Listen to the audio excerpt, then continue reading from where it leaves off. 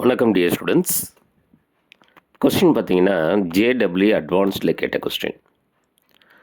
Identify the correct order of acid strength of carbon tie ஆக்சைடு, அதுக்கப்புறம் வந்து copper oxide, that is cupric oxide, அடுத்தது வந்து calcium oxide, அடுத்தது வந்து H2O.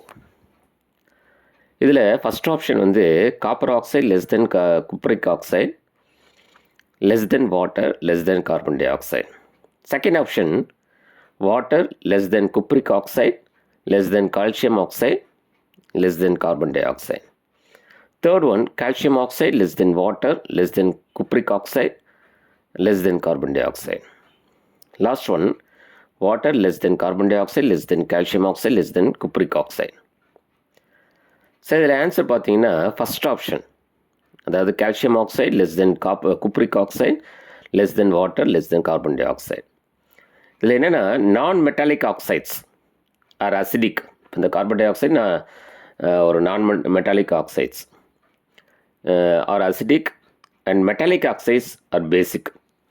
அதனால் இந்த ஆசிட் ஆர்டர் எப்படி இருக்கும் அப்படின்னு பார்த்தீங்கன்னா கால்சியம் ஆக்சைடு இது மோர் பேசிக்காக இருக்கும்.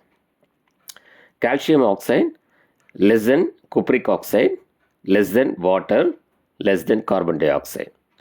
இப்போ சரியான ஆன்சர் பார்த்தீங்கன்னா ஃபஸ்ட் ஆப்ஷன். ஸோ இது வந்து டியர் ஸ்டூடெண்ட்ஸ் ஜேடபிள்யூ அட்வான்ஸில் ஒரு முறை கேட்ட கொஸ்டின் இது.